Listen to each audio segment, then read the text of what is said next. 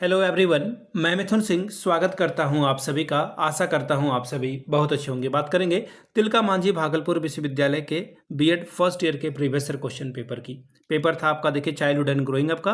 Paper का code है C1। 2025-27 में आपकी परीक्षा संपन्न हुई थी। आगे बढ़े उससे पहले मैं आपको बता दूं, पिछले 5 साल के जितने भी प्रीवियस ईयर क्वेश्चन पेपर हैं, सारे क्वेश्चन पेपर की PDF आपको 49 रुपये में और सजेशन आपको 199 में प्रोवाइड कर दिया जाएगा, जिसके साथ आपका PYQ फ्री ऑफ कॉस्ट आ जाएगा। अब आप बोलोगे सजेशन क्या होता है? सजेशन यानी कि वेरी वेरी इंपॉर्टेंट क्वेश्चन, ऐसे सवाल जो एग्जाम के पॉइंट ऑफ व्यू से बहुत इंपॉर्टेंट है, आंसर के साथ आपको प्रोवाइड कर दिया जाएगा। अब ये सजेशन बनता कैसे है? तो हम लोग पिछले 10 साल के PYQ को स्कैन करते हैं और फिर इसे तैयार किया जाता है।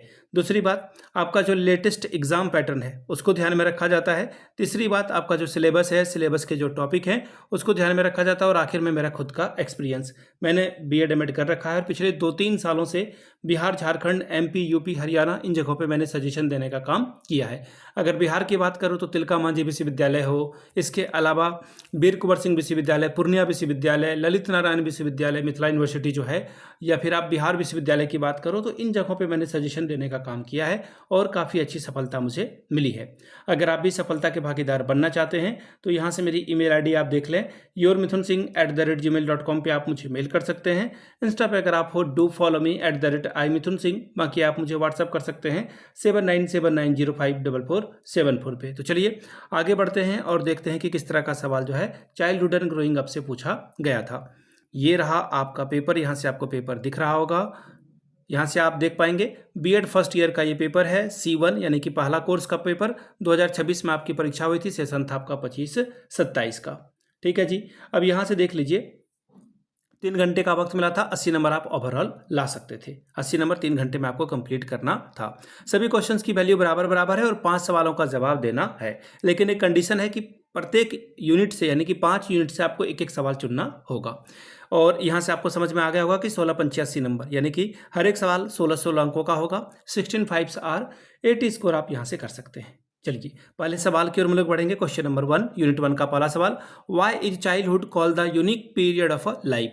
Describe the major psychological characteristics of this stage. यानी कि ये जो बोला गया है कि बाल्यावस्था को जीवन काल का अनोखा वर्ष क्यों कहा जाता है, इस अवस्था के प्रमुख मनोवैज्ञानिक विशेषताओं का वर्णन करें। सवाल नंबर 2, what do you understand by socialization? Describe in detail the various factor affecting the socialization of a child. यानी कि समाजीकरण से आप क्या समझते हैं और बालक के समाजीकरण को प्रभावित करने वाले विभिन्न कारकों का वर्णन करें। इसमें मीडिया, परिवार, स्कूल, सब कुछ जो है इसके अंदर आएगा। ठीक है जी। चलिए यूनिट 2 की बात करते हैं। सवाल number 3, what are the main difference between growth and development? Explain the physical and mental changes that occur during different stage of development. वृद्धि और विकास के बीच के मुख्य अंतर को बताएं। विकास के विभिन्न अवस्थाओं में होने वाले शारीरिक और मानसिक परिवर्तन के बारे में बताइए। इसका परिवर्तन जो है इसका वर्णन कीजिए। अब अगला सवाल देखिए क्या है, explain the various stage of a language development, यानी कि भाषा विकास के विभिन्न चरणों की व्याख्या करें। अब बात करेंगे क्वेश्चन नंबर 5 की, यूनिट 3 की ओर से। इनकी ओर हम लोग बढ़ेंगे। इकाई 3 में देखिए question number 5, what is adolescence?